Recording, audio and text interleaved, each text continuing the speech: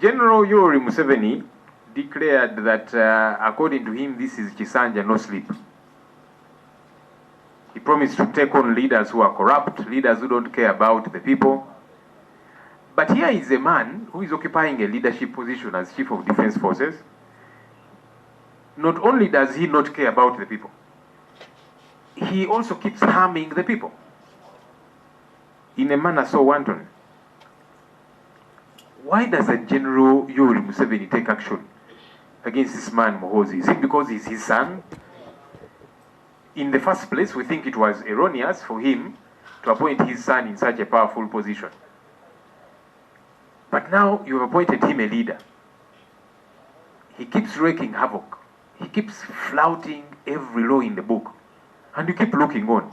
And then you are out there pretending this is Kisanja, no sleep. We are taking action to see that there is orderliness, there is service delivery. Leaders are caring about the people. That's hypocrisy. And I saw him say that even you, the opposition, you need to be monitoring what government is doing and ensuring the right things are done. This is part of that a number of Ugandans have been missing for a while.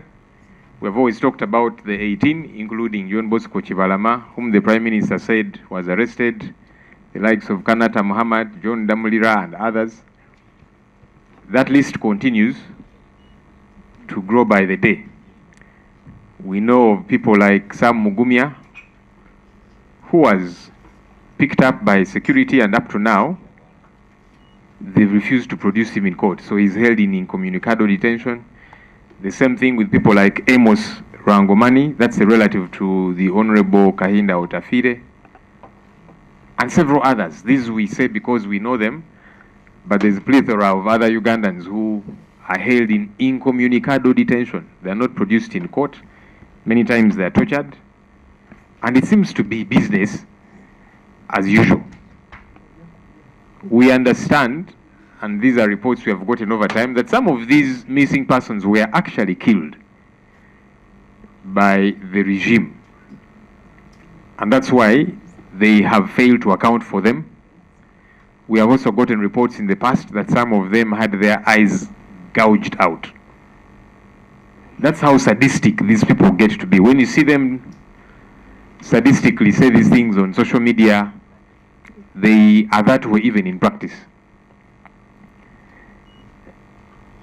H.E Museveni and several others, some of who are now in jail, were abducted, tortured, and up to now, they're still held.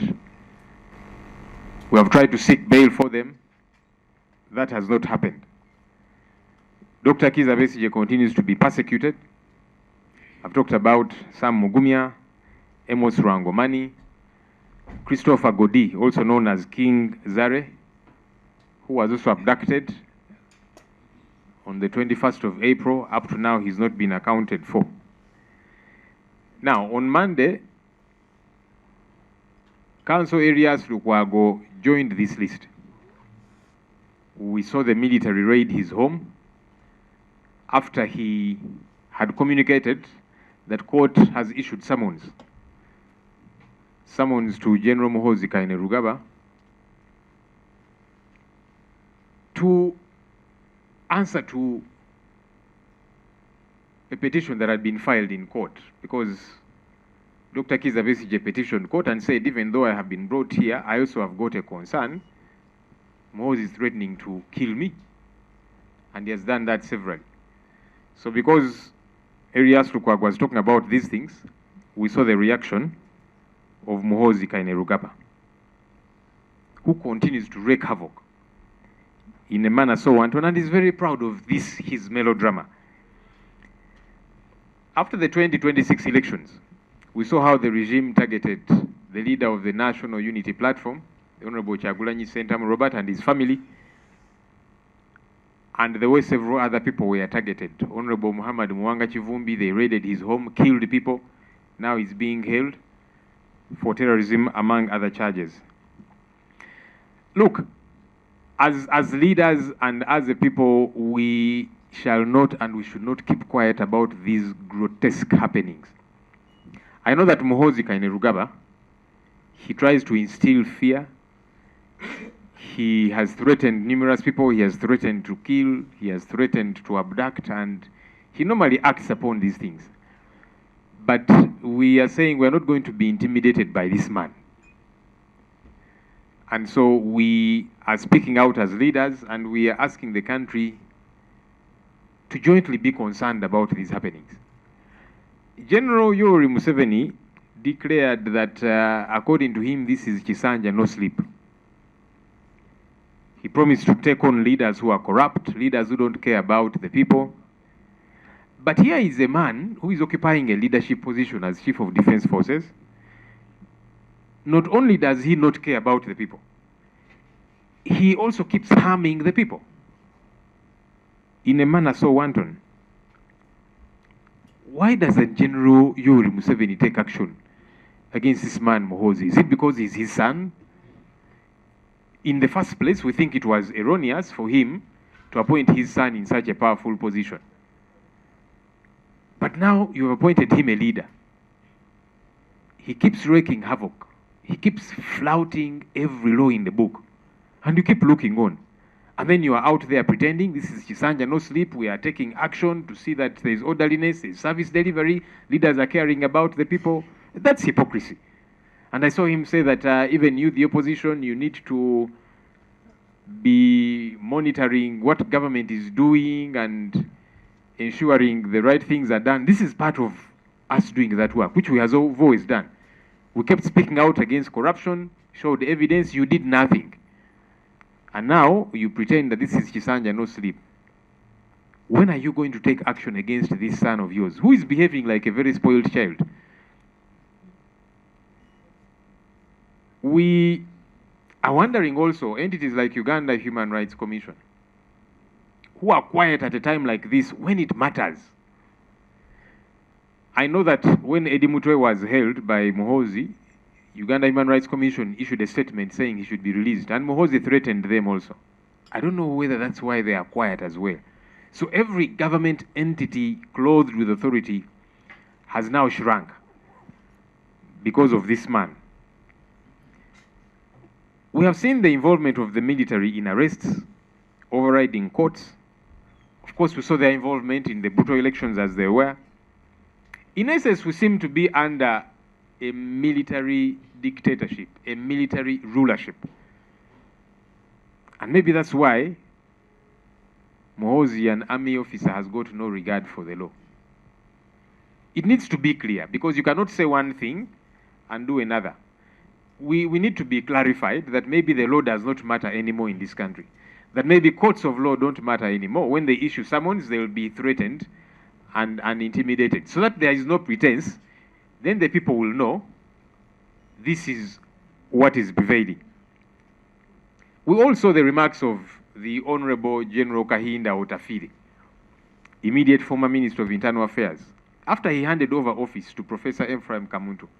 He told him, look, I need to remind you to not allow extrajudicial killings by rogue officers in the Directorate of Crime Intelligence, which is headed by Major General Christopher Damulira. In essence, General Kahinda Otafire was conceding that there are extrajudicial killings. And those extrajudicial killings are by the state, are by men and women in uniform. That's what the immediate former Minister of Internal Affairs said. When we speak about these things, many times people say, this is just the opposition smearing dirt on the government, but this is your cabinet minister. He's still in cabinet. And he has been supervising these entities, including the Directorate of Crime Intelligence, headed by Christopher Damulira. What more are we waiting for? Human rights violations are not only affecting opposition leaders and supporters. We have seen the clergy. We saw Father Sekabira from Masaka, Deusdedit, who was abducted. It had been unheard of, but it is happening. We are seeing what's been happening to journalists, and now Muhoozi is also threatening to to close down certain media houses. I saw him threaten Daily Monitor and Nation Media Group. Civil society leaders have been targeted. Even NRM politicians have not been spared.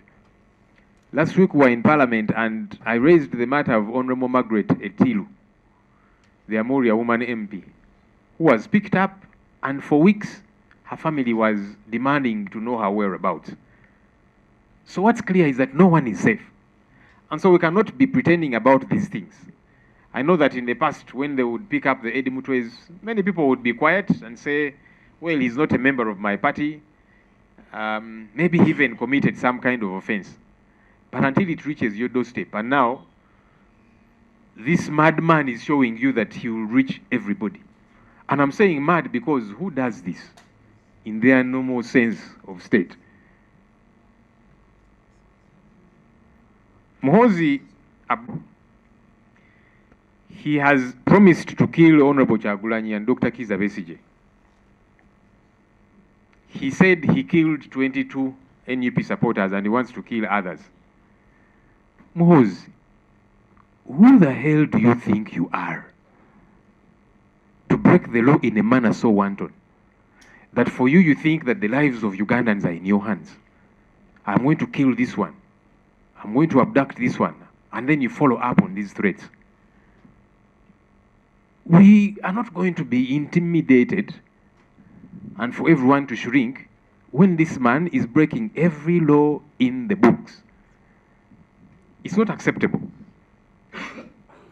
And then after he has written all of this garbage that he writes, you see him post and say, me, I'm a descendant of Jesus Christ. As if to insinuate that he's committing all these atrocities in the name of God. This nonsense has got to stop. We saw the LRA, Lord's Resistance Army. They were killing in the name of God. We have seen several other people, groups, individuals who kill in the name of God. And that's what Muhoozi seems to be doing. That he'll commit all these atrocities, break the law in the name of God. No, as a people, we must say this nonsense has got to stop. It is not acceptable. We have seen other similarly powerful people in the past, whether it be in Uganda and elsewhere, who came and went. Some promised to kill people, but they died before them. So when I look at Muhoozi threatening to kill people, what guarantee do you have that you will not die next week, for example? Way before any of these people you're threatening to kill and abduct. Because you're not good. But I don't know what keeps running in his mind. He imagines he has all of a sudden become immortal.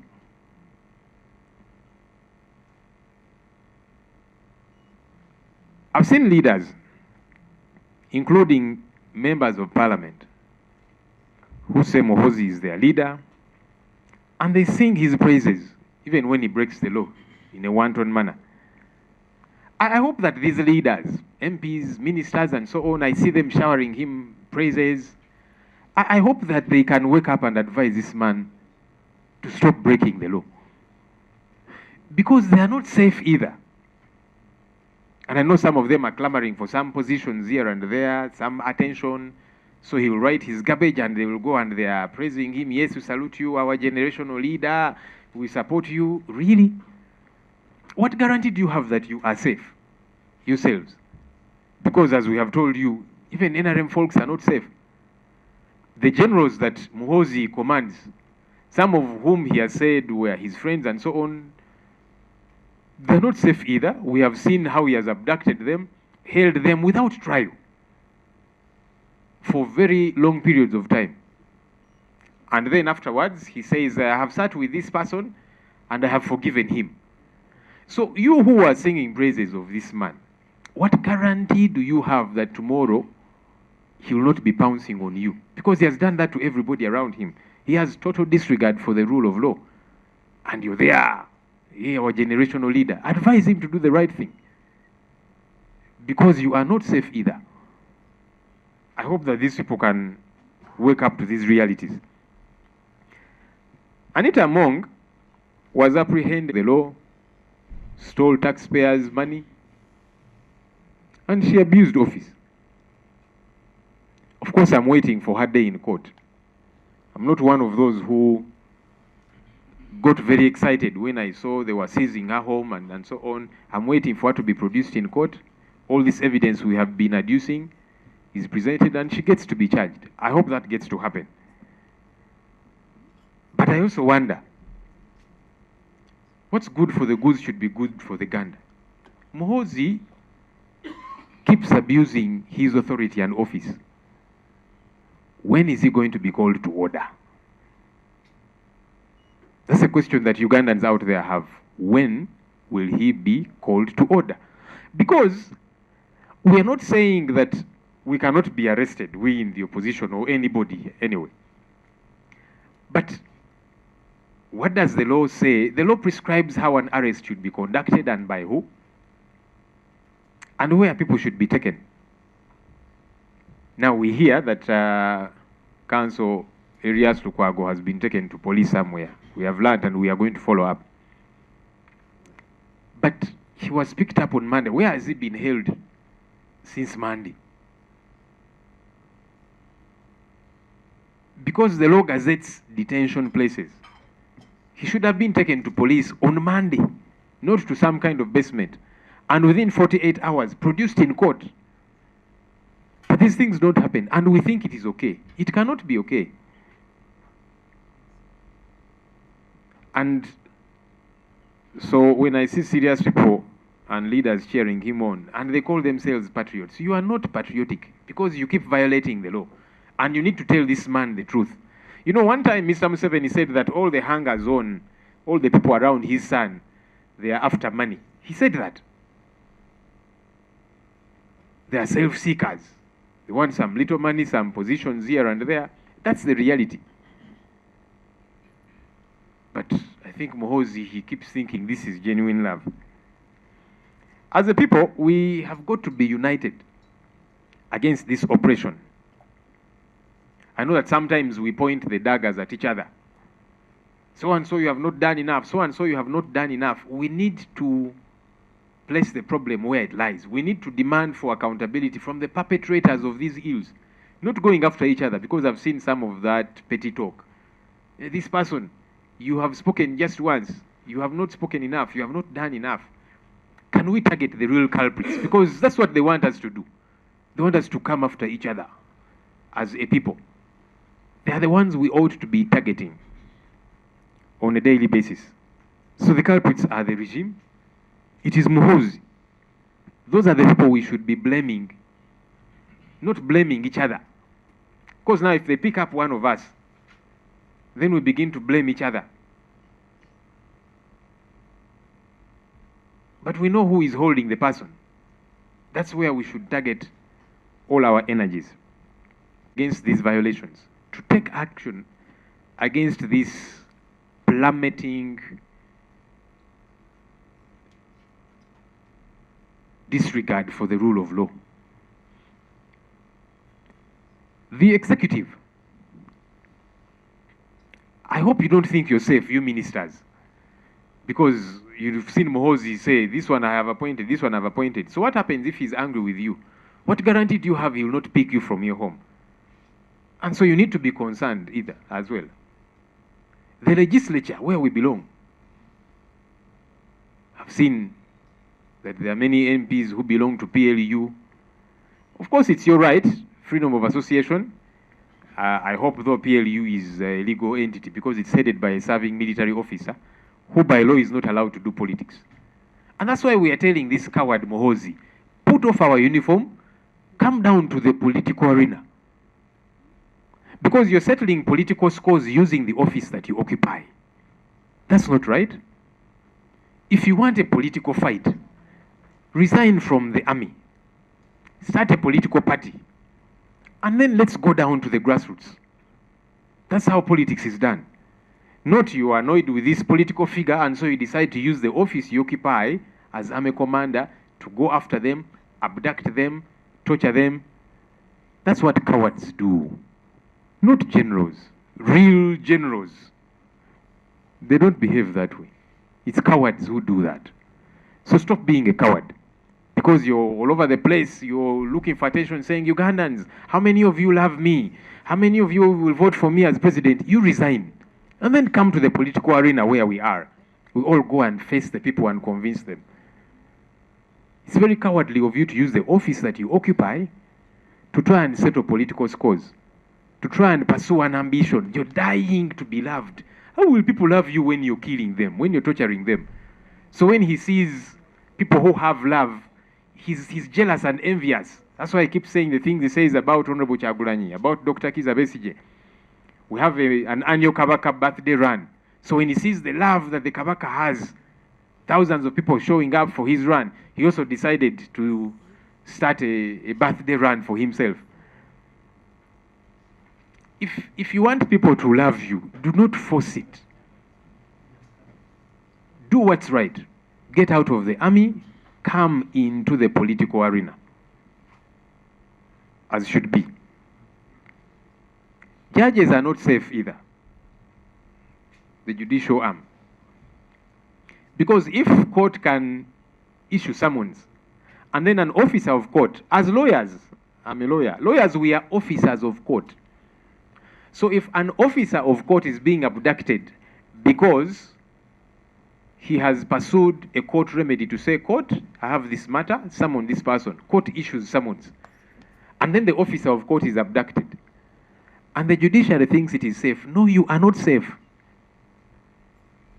Because tomorrow you will issue an order that he doesn't like, and then he will come after you. So everybody has got to stand up and be counted. We all have got to say no to this nonsense. It has got to stop. Our speaker and deputy speaker are close to Miss. In fact, he appointed them his special envoys to Parliament. And they wrote back acknowledging and saluting him, our leader. Yes, we accept the deployment. Of course, it confused me because the Speaker of Parliament is number 3 in the country. Now, how does an army commander deploy a Speaker of Parliament? There is no place for it in the law. If he wants to start a political party, that's okay. Resign from the army, start a political party, recruit whoever you want to recruit. Because in Parliament, we belong to different political parties. But this confused me. And that's why I would like to entreat our leaders here at Parliament. Now that he appointed you his special envoys and advisors, please advise him to do what's right. Our speaker is a very senior lawyer, and I like that he has started off on resetting Parliament. We appreciated him for that stance, and we said we shall keep monitoring so that we see these reforms happening. This is something that should concern him too. I know that, yes, Mhozi rallied support for him to become our leader, but he's now our leader. And I told him I didn't vote for him, I voted for our candidate at the time, Honorable Paul Mwiro. But the speaker is my leader and our leader and the deputy speaker. And they, as Parliament, the legislature, we're the ones who make these laws. We need to be custodians of these laws that we make. So I would like to appeal to our leaders here at Parliament. Please speak to your deployer, because he says he deployed you as special envoys, which has got no place in the law. But I know that you know the law as speaker and as deputy speaker. We should not allow this to continue to happen. Because what happens now if tomorrow he is angry with you, his special envoy? So that's why all of us have got to fight for the protection of the Constitution and the rule of law. All of us. Because the day of reckoning might come for you as well. And again, I also appeal to our leaders, the Speaker and Deputy Speaker. They pretty much sent the House into recess till 7th July. We are strongly urging them to convene the House. To convene the House so that the legislature gets to redirect affairs of this country to do with constitutionalism, to do with the rule of law. Let's do this. And I'm going to write to the Speaker requesting him to convene the House. When we last had the plenary sitting, I raised these issues, abductions and so on, and the House directed government to come up with a response. And I've seen correspondence by the government chief whip reminding the ministers responsible to get set to respond to these issues. I don't think we should wait for 7th July. It's too far away for these violations to continue happening. It's too far. The country wants to see the legislature directing the country, giving direction, because we are the ones who make the laws. So we need to be able to do that. So our hope is that our leaders here, our presiding officers, will be able to do that for us as Parliament and for the country. I thank you. President w'ekibiina ki PFF era munnamateeka wa Dr. Kano Kizza Besigye Kifeefe aleeteddwa mukadde kano ali wano ku poliisi ya Kira Division. Wabula okusinziira ku mbeera eri wano ebyokwerinda by'amaanyi nnyo okuva mu basirikale abapoliisi amagye ssaako n'abali mu ngoye eza bulijjo. Mu kiseera kino bannamawulire tugobeddwa okumpi ne poliisi era mukadde kano byenkuweereza ndi mitanga 3 okuva ewali poliisi wensinzira mukadde kano okutuusaako ebigenda mu maaso. Bw'obanga osobola okwetegereza obulungi ennyo abasirikale ba poliisi basazeeko oluguudo